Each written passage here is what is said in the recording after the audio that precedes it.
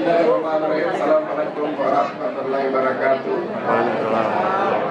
Bapak-bapak, ibu-ibu, saudara-saudara dan hadirin sekalian.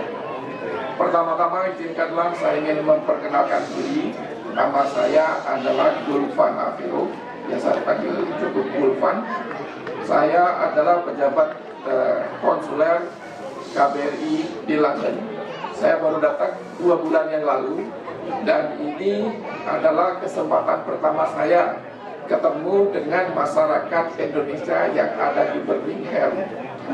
Oleh karena itu, pada kesempatan ini saya merasa senang sekali atas nama Kepala Perwakilan Republik Indonesia di London.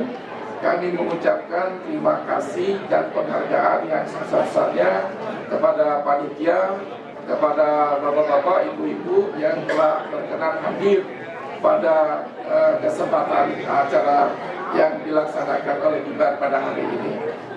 Marilah kita jadikan pertemuan kita pada hari ini merupakan ajang untuk saling mengenal, pertemuan untuk saling berbagi pengalaman, untuk menyampaikan permasalahan-permasalahan yang dihadapi oleh warga negara kita yang ada di Birmingham ini, dan sekiranya ada hal-hal yang perlu mendapatkan bantuan KBRI, tentunya KBRI siap untuk memberikan bantuan pelayanan kekonsuleran. Pada kesempatan ini juga kami informasikan kepada bapak-bapak dan ibu, kami sudah buka loket konsuler di sebelah belakang sana. Kami akan buka loket sampai jam 4 sore. Dan sekiranya ada hal-hal yang ingin dikonsultasikan, baik terkait dengan perpanjangan paspor, lapor diri, dan sebagainya, silakan dikonsultasikan. Silakan bapak-bapak dapat menghubungi loket di belakang. Pada kesempatan ini kami ingin menyampaikan beberapa hal kepada bapak-bapak dan ibu sebagai warga negara Indonesia yang ada di Birmingham ini. Pertama, slide kira. Ya. Sebagai warga negara Indonesia yang berada di Birmingham, kami harapkan ya, bukan hanya di Birmingham saja, tetapi di seluruh dunia, ya, di UK. Pertama, kita harus memahami hukum pemerintah setempat. Jadi banyak kasus ya, baru 2 bulan saya di KBRI, ada beberapa kasus yang muncul yang kita bantu dikarenakan yang bersangkutan tidak memahami kasus hukum yang berlaku di UK. Sebagai contoh, ada satu orang mahasiswa yang sudah membeli tiket kereta api, ya, tiket kereta api dan sambungannya tiket pesawat, ya. Nah, tiket kereta api ini sudah dia beli, kemudian pada saat dia akan liburan menggunakan tiket ini, dia tidak bisa menggunakan tiket tersebut karena dia ada tugas kuliah yang harus dikerjakan, sehingga diberikanlah tiket itu kepada temannya untuk memakai tiket tersebut. Pada perjalanan pertama lancar, tidak ada masalah pemeriksaan. Perjalanan kedua tidak ada masalah.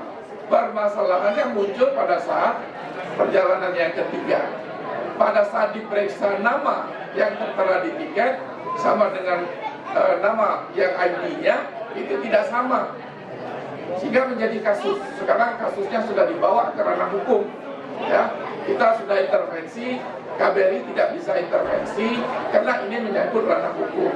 Yang bisa kita lakukan adalah kita memberikan pendampingan kepada yang bersangkutan, kepada WNI terkait dengan hak-hak dasarnya sebagai WNI. Kenapa kasus ini terjadi? Kasus ini terjadi karena kita tidak memahami mengenai peraturan yang berlaku. Kalau di Indonesia mungkin tidak ada masalah. Jadi kita kadang-kadang hanya dilihat tiket, nama tidak dicek, ya, kadang-kadang mungkin ya. Tapi di sini ada kalanya itu dicek, sehingga ini kita sudah menghubungkan mahasiswa tersebut dengan pengacara. Jadi ada pengacara yang akan mendampingi ya yang bersangkutan untuk mendampingi di pengadilan. Terus yang kedua, ada kasus yang terkait KDRT di rumah tangga. Ya. Ini Ini kalau kasus-kasus KDRT di rumah tangga, kalau sudah masuk kepada pihak-pihak Komisi Human Rights, Komisi Social Workers dan sebagainya, ribet masalahnya. Ya, jadi tolong bapak-bapak, ibu-ibu yang membawa keluarga, jangan sampai kasus ini muncul. Nah, ini kalau kita di Indonesia simple menyelesaikan. Kalau di sini, kalau sudah kasus, penyelesaiannya itu banyak pihak yang caring ya, banyak pihak yang care ya terhadap permasalahan-permasalahan itu. Sehingga untuk menyelesaikannya itu akan sulit dan rumit. Jadi oleh karena itu kami harapkan kita harus memahami hukum pemerintah setempat. Nah, kedua yang ingin kami sampaikan, permasalahan yang banyak muncul yaitu banyaknya warga negara Indonesia yang tidak melapor kepada Kedutaan Republik Indonesia. Undang-undang keluarga negara menyatakan bahwa dalam waktu 5 tahun berada di luar negeri yang bersangkutan tidak melapor kepada kedutaan, haknya sebagai warga negara hilang, sebagai warga negara Indonesia hilang. Tolong diperhatikan baik-baik. Ya. Nah, sekarang ada kasus seorang WNI 17 tahun tidak pernah melapor kepada kedutaan. Pada saat dia datang kepada kedutaan untuk memperpanjang paspornya, ya, paspornya sudah mati 17 tahun. Kemudian marah-marah datang ke KBRI minta dibuatkan paspor, kita tidak bisa, dia marah-marah. Kok ini KBRI, masa tidak bisa membantu?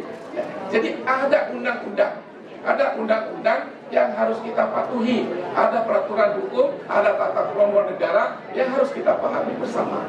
Ya, bagaimana terjadi jika dalam waktu 5 tahun atau bahkan lebih dari itu warga negaraan dianggap sudah lepas?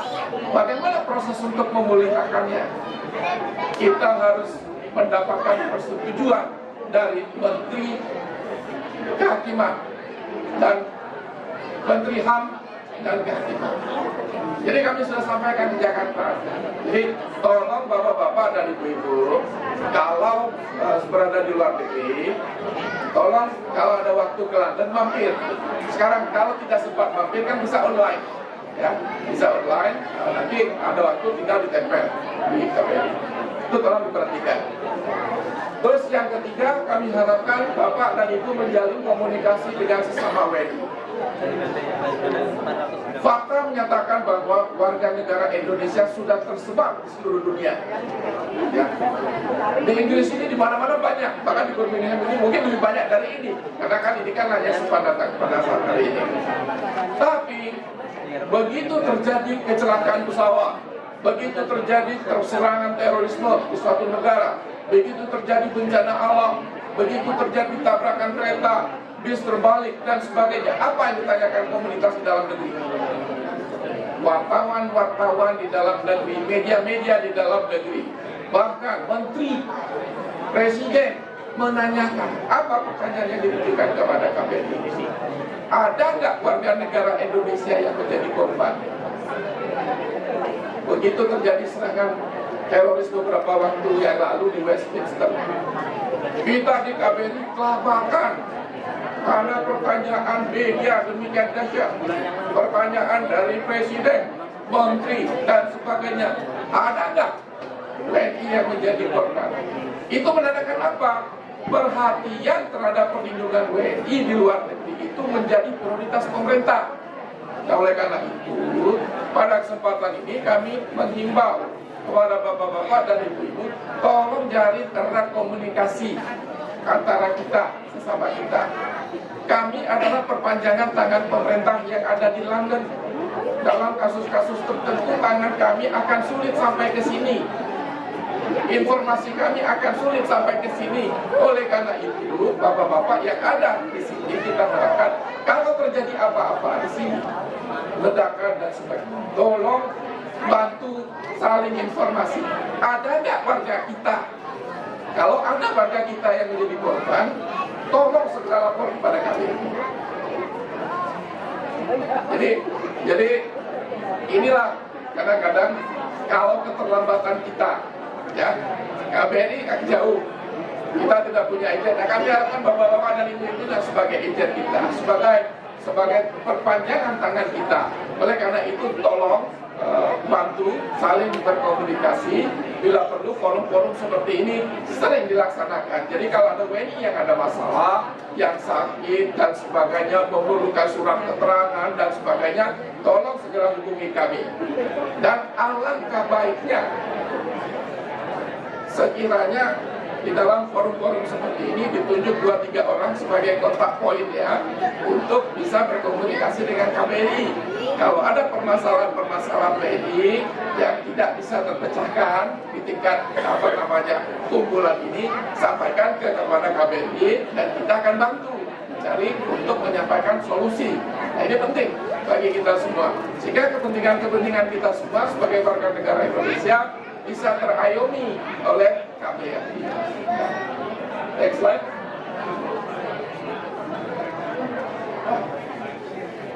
Sekarang ini kalau kita lihat fakta, banyak overstayer yang tinggal di Inggris ya. Nah, ini sepanjang tidak memiliki masalah, mereka aman-aman saja.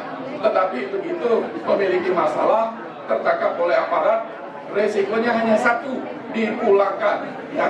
Jadi aturan setempat menyatakan tidak boleh. Tolong perhatikan juga izin tinggal ya.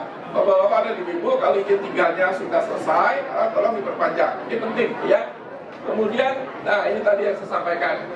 Dan yang ketiga, pelajari ya hak Anda sebagai residen ya. Ini juga terkait dengan kewajiban dari pemerintah setempat berkaitan dengan hak kita sebagai residen. Next. Slide berikutnya Pak. Ya. Ya. Ini yang saya katakan tadi. Yang orang banyak lupa atau kadang-kadang ignore, yaitu tentang lapor diri ke KBRI. Jadi tidak serta-merta begitu Bapak Ibu tiba melapor, begitu jalan-jalan ke London, tolong upayakanlah segera melapor. Kalau tidak sempat datang online, ya. Kemudian tidak memiliki keluarga negara ganda. Nah ini banyak disinyalir warga negara Indonesia memiliki 2 keluarga negaraan. Ya. Kita paham, kita tahu mana WNI yang punya 2 keluarga negaraan, mana yang tidak. Nah, kalau yang sudah punya keluarga negaraan, kita tolak, dia marah. Nah, ya jadi ini seorang Indonesia. Solusinya apa? Kita minta surat. Kita minta surat agar yang bersangkutan membawa surat yang dikeluarkan oleh Home Office yang menyatakan bahwa dia tidak memiliki keluarga negaraan Inggris. Bagaimana cara KBRI mengetahui bahwa dia mempunyai keluarga negaraan Inggris? Itu adalah rahasia KBRI. Ya. Jadi perlu kita pahami bersama bahwa Undang-Undang Kewarganegaraan Indonesia mengakui 2 keluarga negaraan itu sampai umur 18 tahun. Itu tolong diingat. Setelah 18 tahun lewat, ya, sebelum itu dia harus memilih salah satu keluarga negaraan. Ya. Nah, sekarang timbul permasalahan. Bapak ibunya dua-dua sudah menjadi warga negara Inggris. Anaknya bagaimana? Kalau sudah memiliki paspor, anaknya pada saat mengajukan paspor itu, ibunya masih Indonesia atau bapaknya Indonesia, tidak ada masalah. Tetapi begitu ibu dan bapaknya sudah menjadi warga negara Inggris, ya, anaknya mau mengajukan aplikasi paspor Indonesia, itu tidak boleh, tidak diperkenankan oleh undang-undang. Karena inti dari undang-undang itu tentang 2 keluarga negaraan untuk menampung permasalahan perkawinan campur yang salah satu keluarga negaranya itu adalah warga negara Indonesia. Ya, jadi seorang suami menikah dengan istri orang Inggris, anak, nah itu seorang pria Inggris menikah dengan wanita Indonesia, ada anak, nah itu. Tetapi kalau dua-duanya sudah warga negara Inggris, anaknya sudah memiliki paspor, pada saat ibunya belum memiliki paspor Inggris, tidak ada masalah. Dan nanti dia pada saat umur 18 tahun menentukan. Tetapi ini kejadian, anak bapaknya sudah warga negara Inggris, ibunya sudah paspor Inggris, marah-marah datang minta anaknya diusulkan menjadi warga negara Indonesia. Jadi ini permasalahan-permasalahan yang kadang-kadang timbul, akhirnya tidak puas, lapor ke masuk media dan sebagainya. Tapi kita melaksanakan undang-undang, ya. Jadi tolong bapak-bapak dan ibu-ibu pahami. Jadi konsep undang-undang itu adalah untuk memecahkan solusi permasalahan bagi warga negara Indonesia yang kawin mixed marriage, ya, kawin campur dengan warga negara lain. Jadi begitu warga negaranya sudah berubah dua-duanya, anak yang belum mendapatkan paspor Indonesia rujuk kepada warga negara orang tuanya. Jadi saya kira masalah ini sudah jelas, tidak lagi menjadi polemik yang saat ini kadang-kadang timbul permasalahan mereka barang-barang di KBRI, tapi kita bisa buktikan bahwa mereka warga negara Inggris dua-dua. Ya. Baik. Nah ini ya. Kalau ada permasalahan ya yang terjadi, jangan ragu-ragu, telepon kita di KBRI. Kalau ada permasalahan emergensi, Bapak tidak perlu telepon ke KBRI yang nomor biasa, tapi kita punya hotline. Ya, di website KBRI itu kita sudah umumkan hotline KBRI.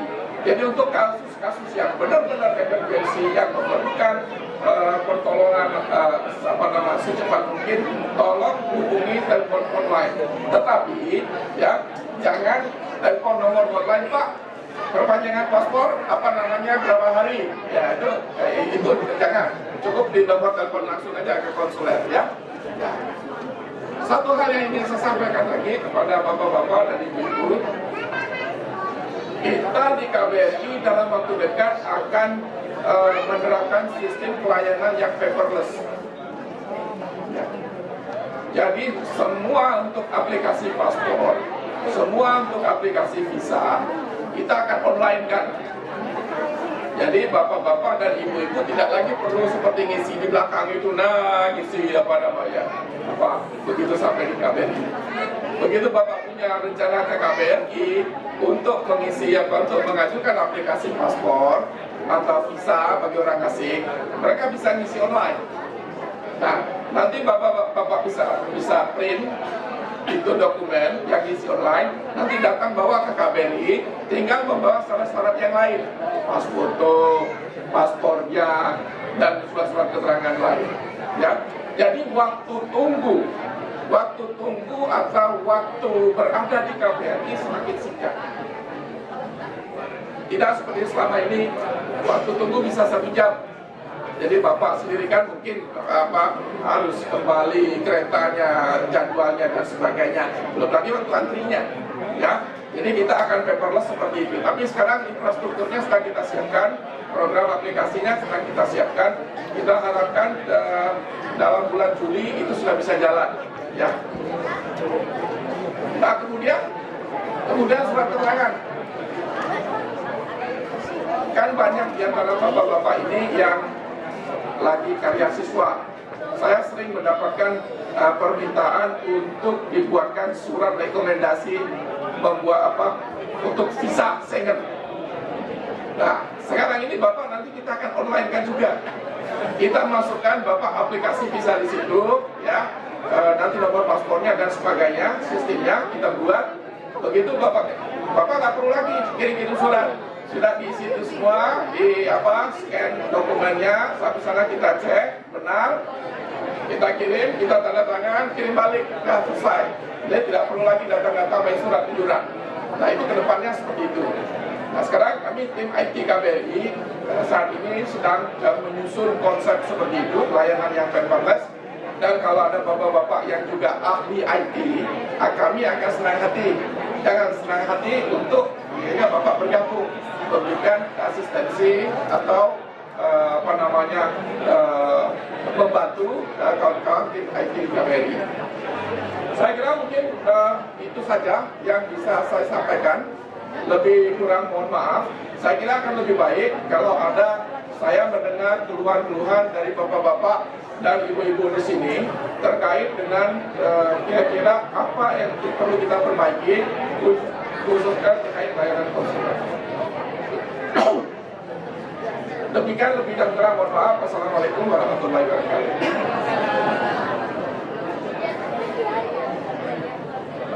Terima kasih kepada Bapak Gufran Alvero atas paparan yang mengenai pelayanan konsuler KBRI. Mungkin ada pertanyaan, Pak?